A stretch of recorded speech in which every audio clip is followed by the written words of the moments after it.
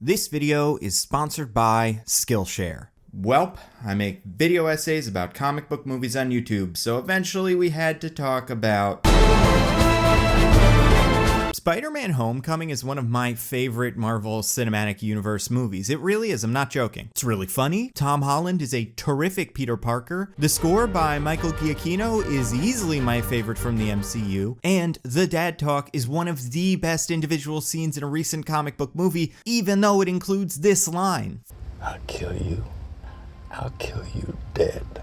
Yes, that's what killing you means. Thank you, Eitri. All those nice things being said, there is something that bugs me about Spider-Man Homecoming, this scene. The movie has no idea what to do with the Washington Monument rescue. It doesn't move the story forward in a significant way, create any new problems, or teach anyone a meaningful lesson. It's just an action scene. And yes, I'm aware that it does set up one very important plot point, but why does Spider-Man Homecoming think the best way to get to Peter rescues Liz involves a field trip to DC, Peter getting trapped in a vault, and Ned taking an alien battery onto a national monument? Peter doesn't get in any trouble for missing the decathlon. He doesn't learn any new information about the Vulture, his crew, or the alien tech besides it's dangerous, even though he doesn't really seem to learn that lesson later anyway, and he doesn't suffer any other consequences. It's weird, and it becomes even more frustrating when you realize at what point in the story the Washington Monument rescue takes place and what purpose it should be serving. And it is super important to note up front that there are no hard and fast rules of screenwriting. Most movies abide by the same general conventions, but they don't need to. That's completely up to the screenwriter. However, it seems like Spider-Man Homecoming was attempting to work within a traditional framework, but I believe missed one very important beat: the midpoint. A midpoint is a plot point around the middle of a conventional screenplay where something changes. There is a shift in the dynamic of the story. The stakes are dramatically raised. Main characters that have not met yet meet for the first time. A character gets new information. The protagonist's beliefs are challenged.